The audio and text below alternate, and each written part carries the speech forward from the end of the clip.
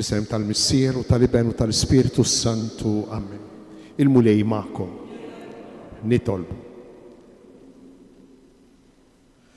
Missier Qaddis, inti bat l-Ispiritu tiegħek permezz tal-kelma fil-moħħ u fil-qalb u fil-ġuf ta' Marija. U minna twilet Ġesuwek li saret Omm il-Feddej, Omm Alla. Għatina aħna wkoll li nisimgħu il-kelma tiegħek, nozzuha f'moħħna u f'qalbna u nħalluha tiġri fil-vini u fil-kantunieri kollha ta' ġisimna. B'tali mod li tnissel fina wkoll li l-istess Iben għażiż tiegħek, Ġesu, u li jgħix u jisaltan għal dejjem ta' dejjem. Amen.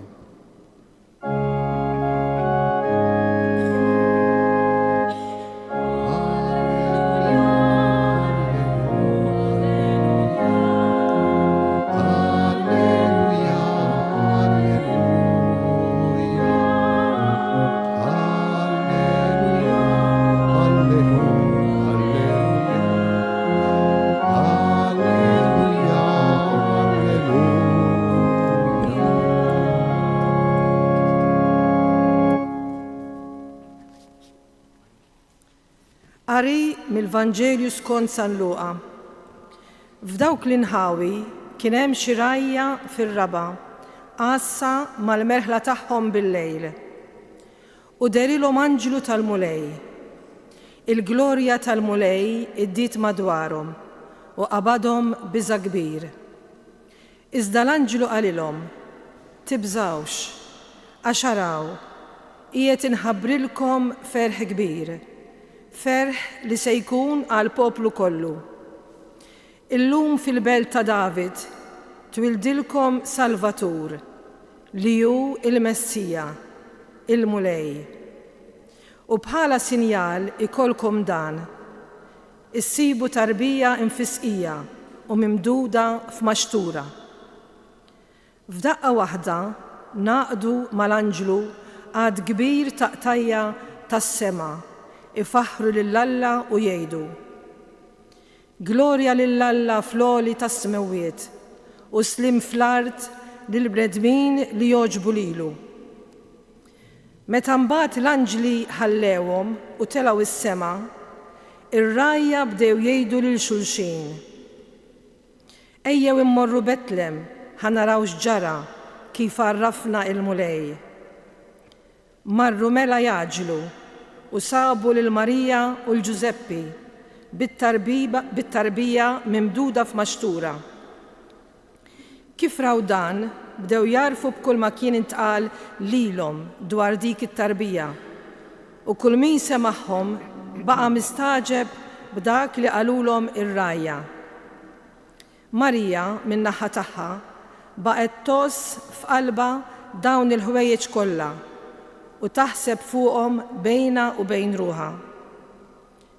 Ir-rajja mbagħad reġgħu lura isebħu u jfaħru lill-Alla għal kull ma kienu raw u semgħu kif l-anġlu kien qalilhom. Meta wasal it-8 jum biex li t-tifel jagħmlulu iċ-ċirkonċiżjoni, semmewh Ġesu bl-isem li kien tah l-anġlu qabel ma tnissel fil-ġuf. Il-kelma tal-mulej. Tifħir lilek Kristu.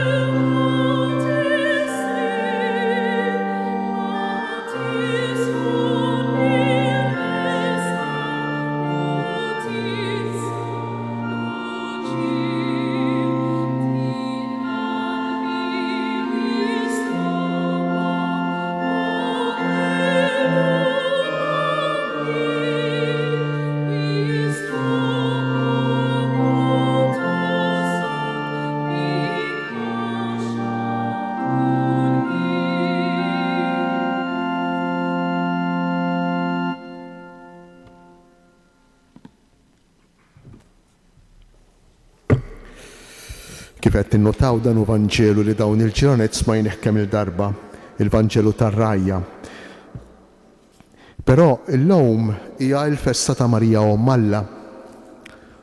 U dan il-Vanġelu se jservina biex narfu xiġifieri Marija Omm Alla u mhux biss biex nindunaw illi il-festa ta' Marija Omm Alla hi l-festa tiegħi tiegħek ta' kull wieħed u kull waħda minna. Kull wieħed u kull waħda minna aħna msejħejn biex insiru Omm il-Feddej, biex niġġeneraw fina, biex inweldu fina, biex fil-ħajja tagħna ngħixu l-esperjenza ta' Ġesu, inweldu fina lil Ġesu. B'tali mod nistgħu ngħidu li kull wieħed u kull waħda minna jagħmel l-esperjenza ta' Marija Omm Alla. Hekk kif isser tkun nisrani, hekk kif isser tkun dixxieplu illi twellet li nweldu lil Ġesu fina fil-ħajja tagħna ta' kuljum. Li Ġesu jagħmel l-esperjenza, jgħix l-esperjenza tal-ħajja tiegħu fil-persuna tagħna. U din hi xi ħaġa kbira. Din hija grazzja kbira minn Alla. Alla jixtieq li aħna ngħixu l-ħajja tiegħu, il-ħajja divina. U dan se nagħmluh il-lejla permezz tal-esperjenza tar-Rajja. Bħal Marija, ir-Rajja jkollhom it-tħabbira. Fl-ewwel kapitlu tal-Vanġelu ta' San Luqa nsibu li l-Anġlu jħabbar lil Marija u din it-tħabbira waslita biex issir Omm il-Feddej.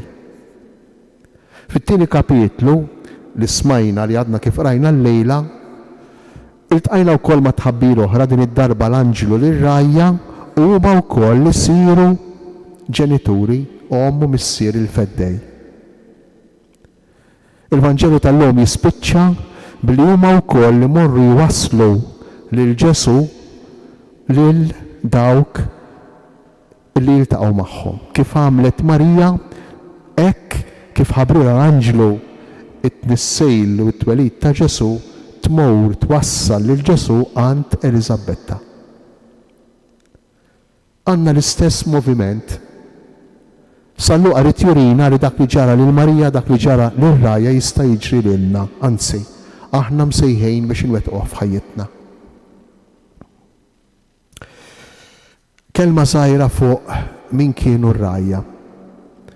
Qabel ma nippruvaw nirriflettu ftit fuq l-attitudnijiet illi wasslu lir-Rajja biex huma wkoll jagħmlu l-esperjenza tal-maternità ta' Marija.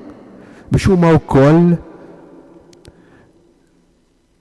joħolqu sitwazzjoni fihom u madwarhom illi Ġesu ikun preżenti, Ġesu ikun ħaj. Ir-Rajja kienet sezzjoni ta' nies meqjusa fl-art ta' Iżrael bħala verament misħuta, disgrazzjata.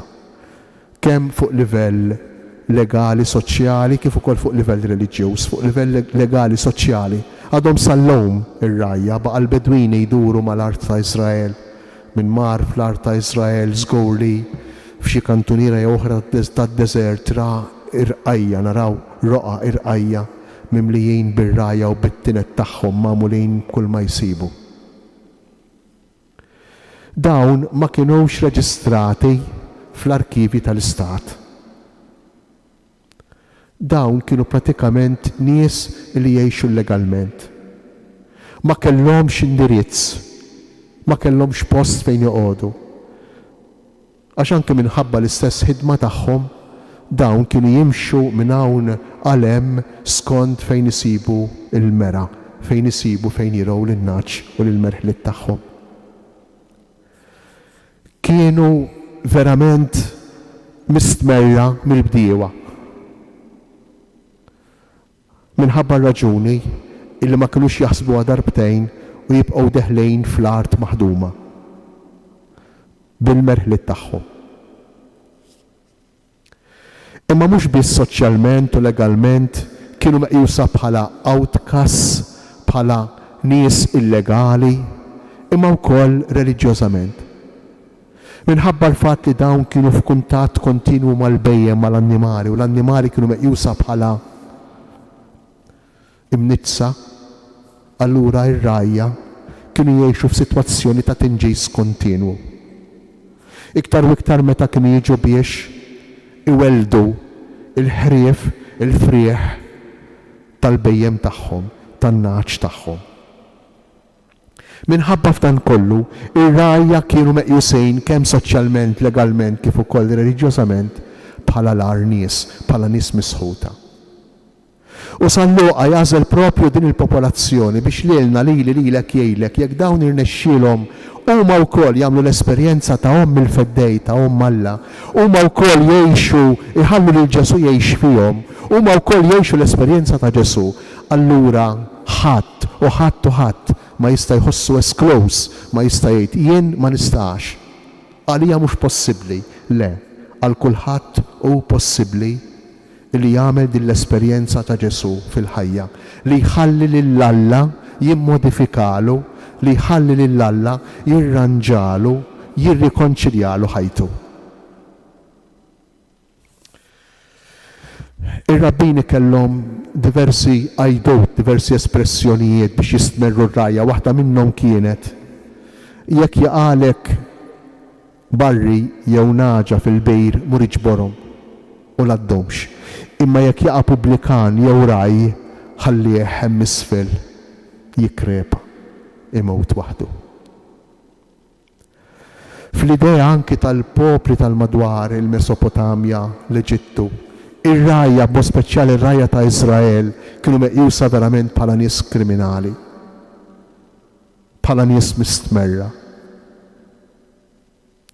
Dan kollu minn barra l-fatt, minn barra l-Vanġelu, minn barra l-aħbar it-tajba sabiħa lina l-koll, illi Alla jasel propju dawn in-nies mistmerra biex lilhom iwassal l-isbaħ aħbar, l-ikbar aħbar, l-ikbar Vanġelu, l-aħbar it-tajba.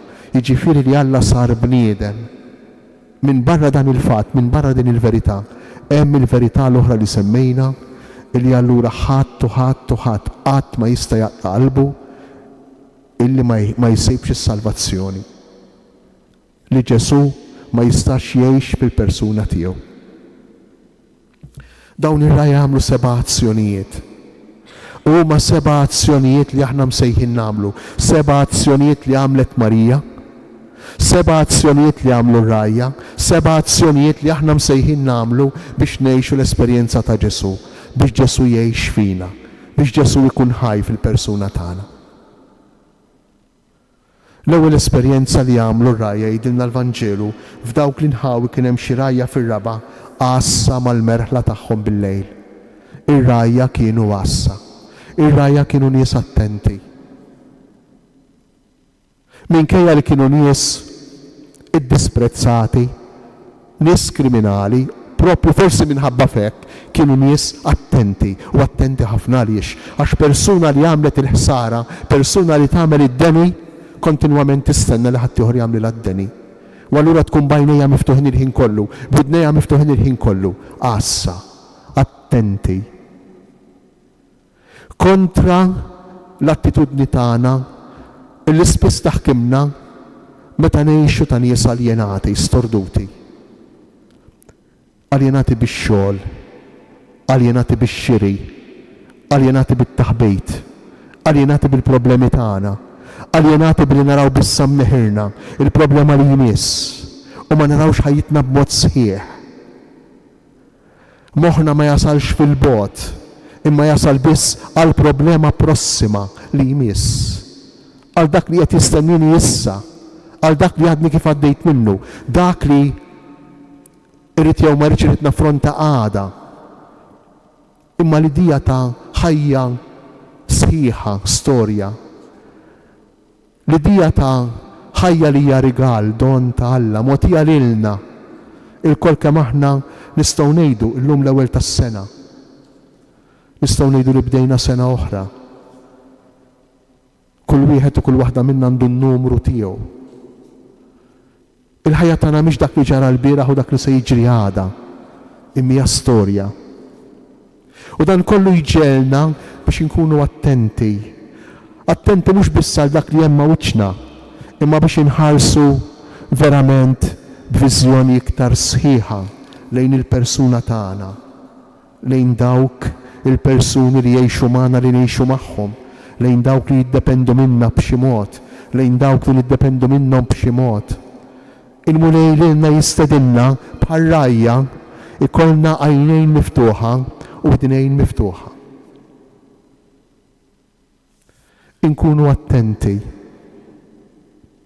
Li tkun attenti fis-ser tkun bniedem li tieqaf. Li tkun taf tieqaf. Ikollok il-ħin tiegħek matul il-ġurnata li fih tirrifletti. Ħafna psikoloġi jgħidulna li waħda mill-problemi l-kbar ta' żmienna li titfal bidem ħafna stress u depressjoni hija li mhux kapaċi, m'għadux kapaċi jieqaf jaħseb, jirrifletti. Tant li psikjatri kbar jissuġġerixxu li tajjeb li l-bniedem, kull bniedem almenu jieqaf 10 minuti kull jum jieqaf jirrifletti fuq kif iħossu, fuq x'inhu għaddej minn moħħu, x'inhu jinkwetaħ, x'inhu jbeżżu, x'inhu jferħu, x'għandu jagħmel u x'm'għandux jagħmel. Ħafna drabi aħna sfortunatament b'differenza minn rajja li huma għassa jieqfu għassa attenti, allura attenti għal dak li jiġri madwarhom, attenti għal dak li jiġri fihom, attenti għal ħsejjes, attenti għal kull ma jaraw. Flok li nkunu attenti, ħafna drabi aħna nkunu storduti kontinwament meħudejn mill-ħajja maġla tagħna. Tant li tispiċċa l-ġurnata u ngħidu kif għaddiet il-ġurnata. Tant li tispiċċa l-ġurnata u lanqas biss ikollna mument ċans li nieqfu nindunaw kif qegħdin inħossuna. X'għadda minn ġo moħħna, xi ħsibna, imma sfiniti u għajjenejn nippruvaw nistrieħu biex naffrontaw il-ġurnata li jmiss bl-istess mod li għaddiet dik ta' qabelha. Allura l-ewwel attitudni importanti għal Kristjan hija li jieqaf. Marija kienet wieqfa wkoll, qassa wkoll, attenta wkoll fil-kamra tagħha ta' Nazaret. Daħal għandha f'Nazaret l-Anġlu Gabriel. U jekk aħna ma nkunux weqfejn, jekk aħna ma jkollniex ċans ħin ta' riflessjoni, ta' attenzjoni, l-Anġlu jibqa' sejjer. Ma narawx, ma nisimgħux, ma nħossuhx. Allura l-ewwel attitudni tar-rajja, l-ewwel attitudni ta' Marija, l-ewwel attitudni li jitlob minna l-Vanġelu tal-lum hija li nkunu għassa. Nkunu nies tal-għassa. It-tieni attitudni, ir-rajja jaraw u jisimgħu. Għax kienu għassa jaraw u jisimgħu u x'jisimgħu lill-Anġlu, il-kelma tal-Anġlu x'jaraw, id-dawl li joħroġ minn din il-kelma tal-Anġlu. X'jiġifieri r-rajja jaraw u jisimgħu. Kif aħna nistgħu naraw u nisimgħu l-Anġlu? Meta ngħidu l-Anġlu semmejnija kemm il-darba, maħniex nirreferu għal xi esseri bil-ġwienaħ, għal xi esseri illi iwerurek jew tieħu gost taraħ sabiħ, le. Il-kelma anġlu, il-kelma angelos, kelma griega, tfisser dak li jitkellem fisem Alla, il-messaġġier ta' Alla, jew Alla nnifsu. Allura meta ngħidu r-rajja raw u semgħu lil Alla nnifsu fil-kelma tiegħu. Fil-kelma tiegħu. L-istess esperjenza li tagħmel Marija meta kienet wieqfa għassa fid-dar tagħha. Jidħol l-Anġlu għandha u jgħidilha islim għalik u Marija tisimgħu. Fil-fatt tgħidlu ikun minni skont il-kelma tiegħek, kelmtek. Kemm hi importanti l-kelma tal-Alla f'ħajjitna. It-tieni attitudni tal-Kristjan li jrid jagħmel l-esperjenza ta' Alla, illi jrid li jixtieq li Ġesu jibda jgħix fih, li jixtieq li jerfa' il-fuq fi gratu l-umanità tiegħu għal grat divin propju is-smieħ tal-kelma ta' Alla. Meta aħna nisimgħuha kemm fl-Ewkaristija fil-Qudiesa, kif ukoll f'mumenti bħal dawn bħal dak li qed nagħmlu llum, għalhekk il-lekzjo divina, il-qari divin, il-kelma divina. Għax kienet permezz ta' din il-kelma li Marija saret Alla, kien permezz ta' din il-kelma li semgħu ir-rajja li huma wkoll jagħmlu esperjenza tal-laqgħa tagħhom ma' Ġesu u huma stess isiru messaġġiera u waslu l-kelma tal-Alla kif se naraw fl-aħħar tal-lezzju tal-lejla. Sant Wistejn b'mod sabiħ immens jgħid li Marija saret mhux fġufa Marija saretom l-ewwel f'udnejja. Marija saretom l-ewwel f'udnejja. Dak li jgħid Ġesu fis-sinagoga ta' Nazaret, din il-kitba seħħet illum f'udnejkom, intom u tisimgħu. Kull meta nisimgħu il-kelma jitnissel u jitwiled Ġesu fina. Ġesu tnissel f'Marija l-ewwel qabel kollox fis-smieħ attent tal-kelma tal-Anġlu. It-tielet attitudni tar-rajja. Ir-rajja jibdew jitkellmu flimkien. Jibdew flimkien jiddiskutu x'se jagħmlu. Jgħidilna l-Vanġelu, ir-rajja qalu lil xulxejn ejjew immorru Betlem ħanaraw x'ġara kif għarrafna il-mulej. Importanti immens fil-ħajja tagħna ta' Kristjani, fil-ħajja tagħna ta' Nsara, jekk nixtiequ li Ġesu jgħix fina waħna ngħixu fih, li l-esperjenza tal-fidi ma ngħixuhiex weħidna. Il-fidi hija personali, azzjoni personali. Iwa, il-fidi irid inkun jien li nifhem, irid inkun jien li niddeċiedi li nemmen, imma mhix azzjoni individwali.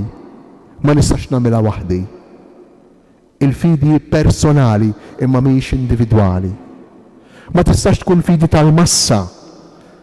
Ma tistax tkun fidi għamja l-oħrajn jagħmlu hekk jien nagħmel bħalhom. Le trid issir azzjoni personali. Però fl-istess waqt ma tistax assolutament tkun azzjoni individwali tiegħi waħdi. Il-fidi hija esperjenza komunitarja. Il-kelma Alla imotija lill-komunità. Jien ma nistax ngħid jiena nemmen fil-Bibja, nemmen fl-Iskrittura, nemmen fil-kelma Alla, però ma nemmenx fil-Knisja. Hija gidba. Impossibbli, ma tistax tagħmilha. Għaliex? Għaliex ma tistax tagħmilha? Għax il-kelma Alla kienet mogħtija lill-Knisja.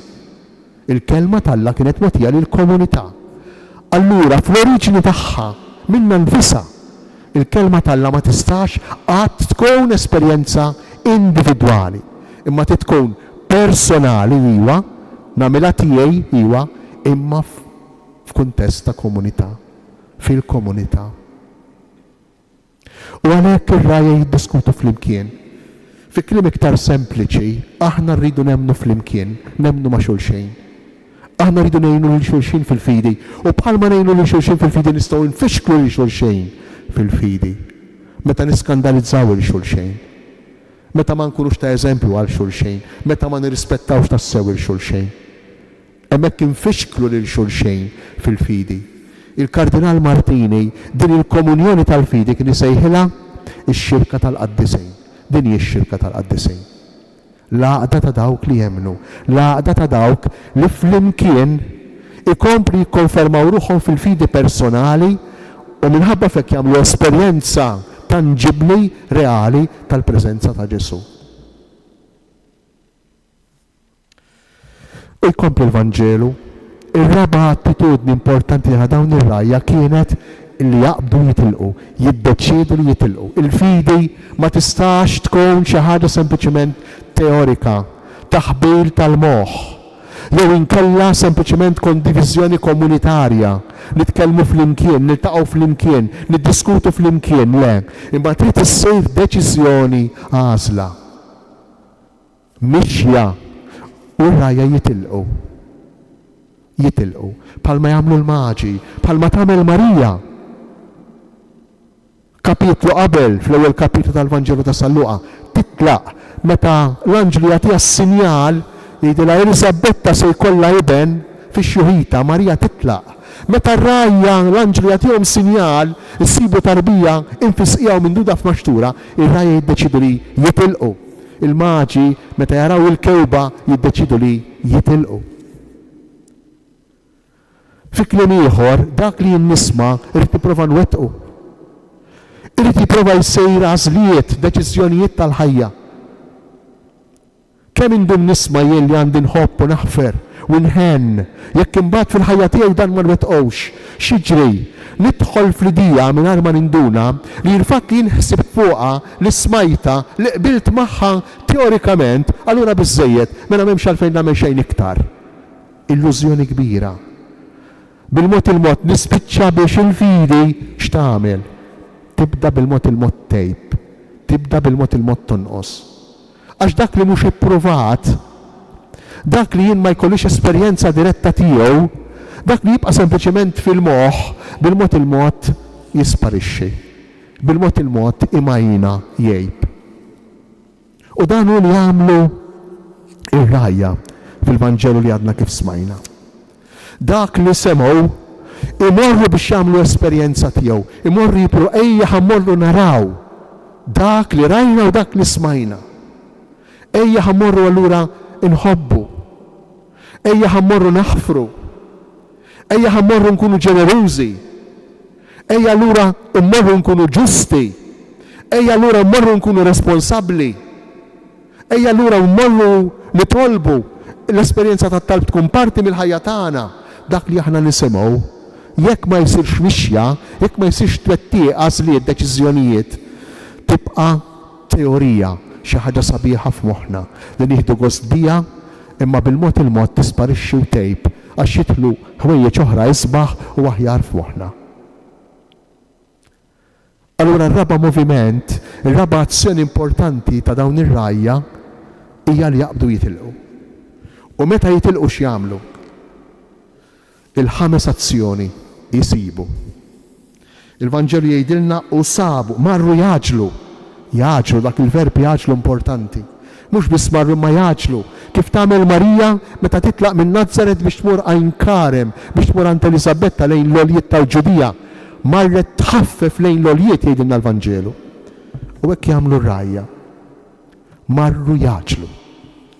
U sabu, x'sabu lil Marija u lil Ġuseppi bit-tarbija mimduda f'maxtura. Marru sabu dak li qalilhom l-anġlu. L-anġlu kien qalilhom issibu tarbija infisqija u mimduda f'maxtura. U dan hu li jagħmlu ir-rajja. Ir-rajja jkollhom il-prova tal-kelma tal-anġlu. Imma x'kien hemm speċjali f'din it-tarbija mimduda infisqija f'maxtura flimkien ma' Marija u Ġuseppi, x'kien hemm speċjali? X'sabu?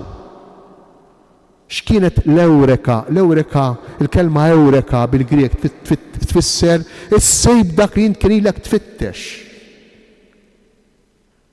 X'kien ilhom ifittxu dawn ir-rajja?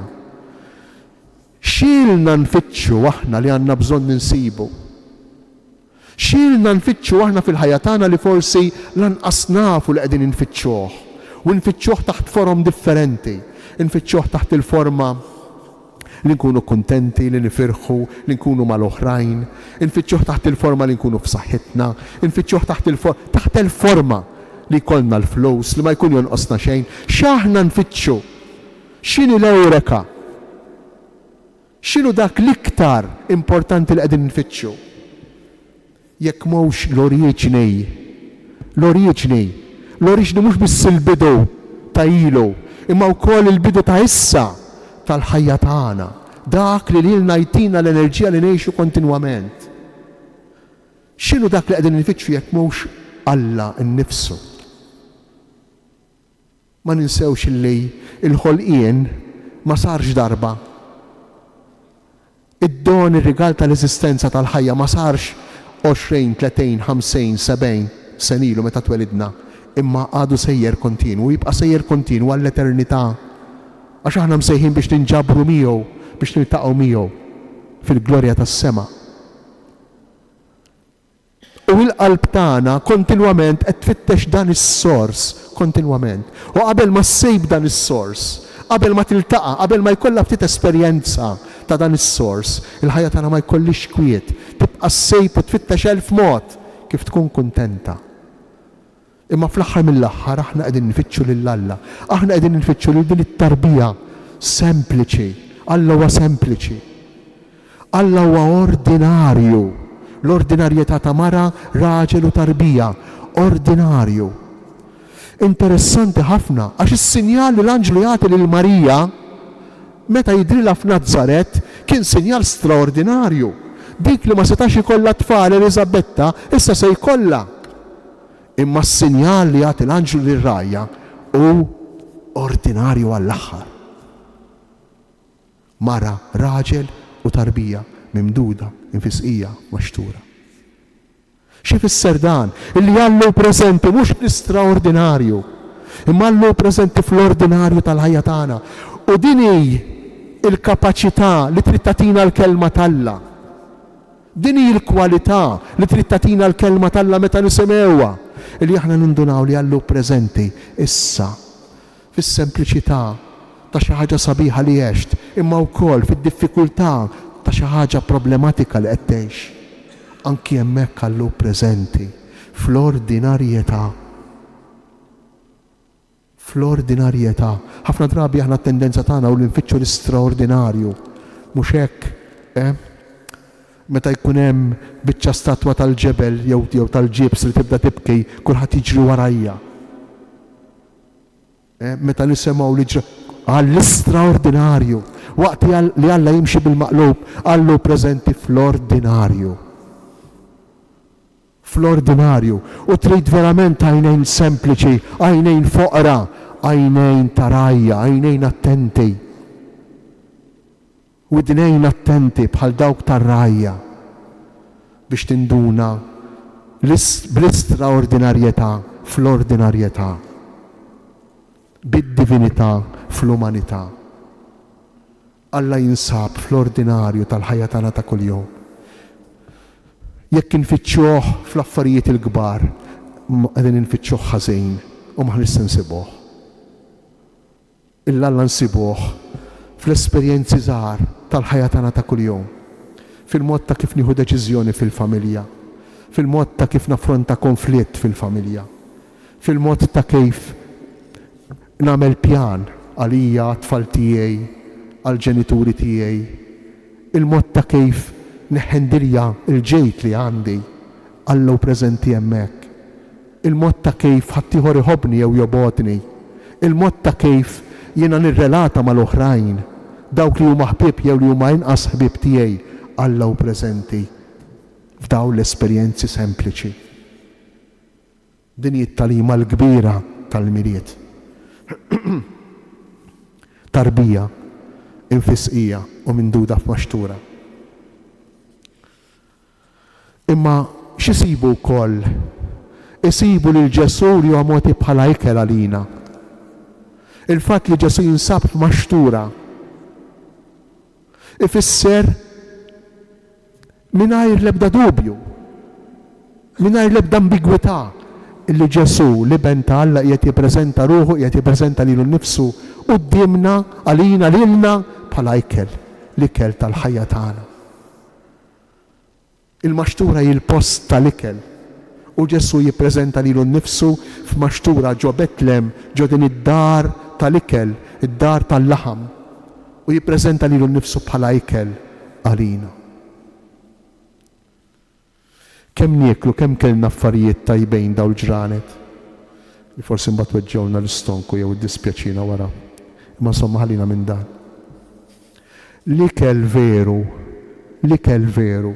dak li jimla l-qalb, dak li jimla l-moħħ, dak li jimla l-emozzjonijiet tagħna, dak li jkabbarna bħala bnedmejn tas-sew. Dak li jxejjaħna fis-sens ta' li jimmaturana bħala persuni.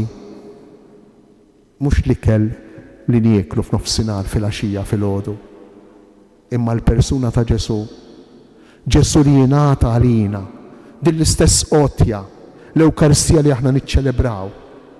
Kull darba li aħna niċċelebraw l-Ewkaristija rridu niftakru li l-maxtura l-artal, li dak il-ħobs u Ġesu tarbija, u Ġesu fuq is-salib, u Ġesu mogħti għalina.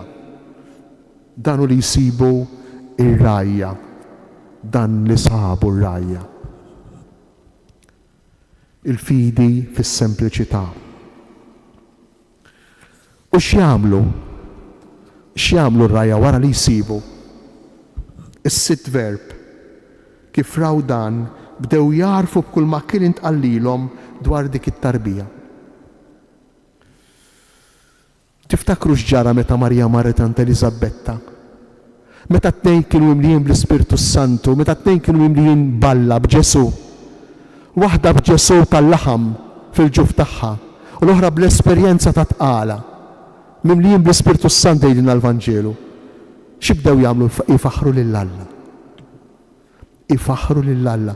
Huma stess isiru l-anġli. Ma ninsewx li ftit qabel għadna kif rajna li l-anġli jimbagħad l-anġli u naqgħod ma' anġli oħra li bdew ifaħru lill-Alla u jgħidu glorja lill-Alla. Hekk bdew jagħmlu r-rajja. Ir-rajja nfishom saru anġli. Ir-rajja nfishom saru messaġġiera ta' Alla u tinsew xedna aħna ftit ilu li l-kelma angelos tista' tfisser messaġġier ta' Alla jew Alla nnifsu, Alla nnifsu.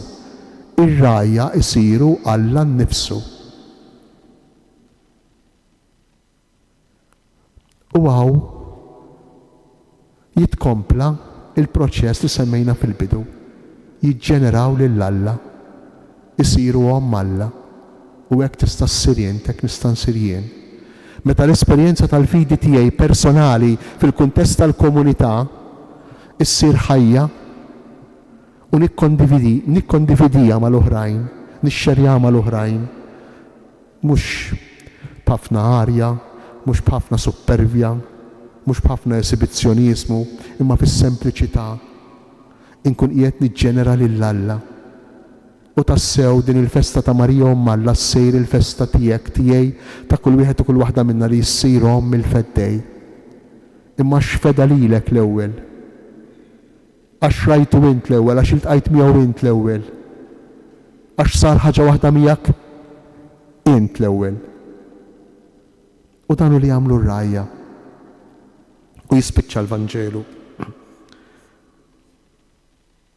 Ir-rajja mbagħad reġgħu lura, isebħu u jfaħru lill-Alla għal kull ma kienu raw u semgħu is-seba' verb. Jekk is-sitt verb huwa l-verb tax-xandejr u ma jxandru jwasslu lill-oħrajn l-esperjenza li kellhom, is-seba' verb huwa l-verb tal-kuntentizza, il-verb tal-ferħ, il-verb tal-ħajja ta' dejjem. X'tixtieq żagħżugħani lil Ġesu x'għandi nagħmel biex ikolli l-ħajja ta' dejjem. Fi kliem ieħor x'għandi nagħmel biex inkun kuntent. X'għandi nagħmel biex inkun ferħan. Din il-mixja tar-rajja. Dawn is-seba' azzjonijiet tar-rajja li huma l-azzjonijiet ta' Marija li jistgħu jkunu l-azzjonijiet tiegħi u tiegħek, l-azzjonijiet tagħna. U l-Vanġelu jispiċċa b'mod sabiħ immens. Il-Vanġelu jispiċċa billi jgħidilna wara meta wasal it-8 jum biex lit-tifel jagħmlu ċ-ċirkonċiżjoni semmewh Ġesu. Bl-isem li kien taħt l-anġlu qabel ma tnissel fil-ġuf. X'ifisser dan? Issa twieled tassew Ġesu b'ismu u b'kunjomu. Din l-esperjenza dawn is-seba' azzjonijiet tar-rajja waslu biex Ġesu ikun ħaj sħiħ fihom l-ewwel qabel kollox. Għax l-istorja tal-Vanġelu mhix storja tal-passat. Imma verità attwali. Tista' ssir tkun il-verità tiegħek u tiegħi. Jekk aħna l-kelma nisimgħuha u nispiċċa bdejn u nagħmlu bħal Marija.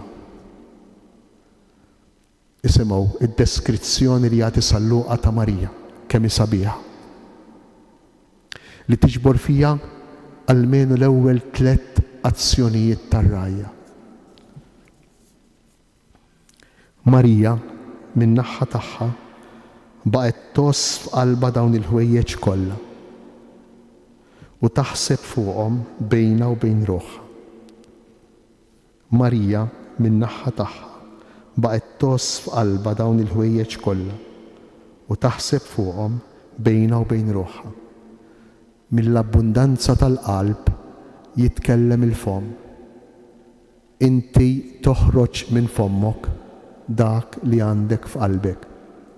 U jekk Marija kienet toss bejna u bejn ruħha, toss f'qalba u taħseb fuqhom fuq dawn il-ħwejjeġ li kienu qegħdin jiġru madwarha fuq din il-kelma li semet u l-kelma li rat titwettaq, kienet qed tożza f'qalba u taħseb fuqha, allura dan hu li hija se titwassal bil-kelma tagħha, bil-fom tagħha. Il-mulejja tina lilna wkoll li għalmenu naqbdu wieħed minn dawn l-azzjonijiet tar-rajja. Nerġa' nsemmihom f'ġirja waħda ħalli niftakruhom. Niffukaw ftit għalmenu fuq azzjoni waħda biex il-mulej verament jitnissel fina, jitwilet fina u jsir ħaj fina. Ir-rajja kienu wassa l-ewwel verb. Ir-rajja semgħu u raw il-kelma talla l-anġlu. Ir-rajja tkellmu bejniethom, il-kelma talla tgħixha fil-komunità. Il-kelma talla ma tistax tgħixha waħdek. Ir-rajja jiddeċidu li jitilqu, jimxu. Il-kelma talla rridu ngħixuha. Il-kelma talla rridu nittrasformawha, nittraduċuha f'azzjonijiet il-deċiżjonijiet. Wara li mxew ir-rajja sabu lil Marija u lil Giuseppe bit-tarbija mimduda f'maxtura. Lill-Alla fis-sempliċità, lill-Alla bħala ikel. Imbagħad ir-rajja huma stess isiru anġli. Jirrakkuntaw madwarhom lil ta' madwarhom dak kollu li jgħixu, l-esperjenza li jagħmlu. Is-saba' verb, ir-rajja jilħqu l-qofol il-milja tal-umanità tagħhom, l-għena tagħhom, il-ferħ tagħhom. Qalbhom imlija bil-ferħ, jifaħru lill-Alla. Dak li aħna nixtiequ, dak li aħna tant infittxu.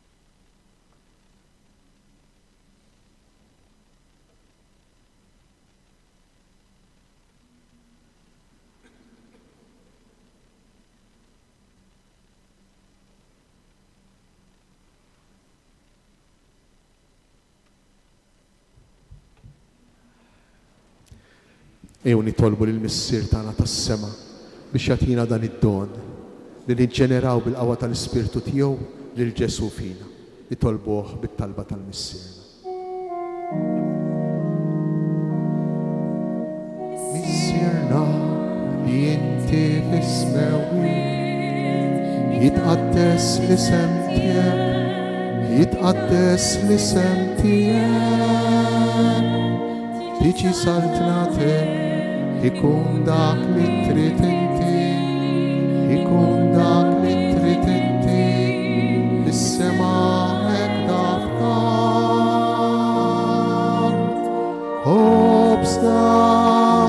Obsna ta' kuljum, atina llum. Aħfrilna it-nubit tagħna, aħfrilna it-nubit tagħna. Bħalma aħna l-kol nafru lil-min ħati għalina.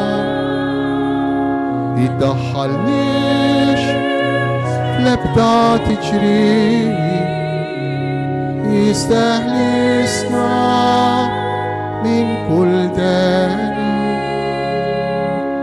jissirna.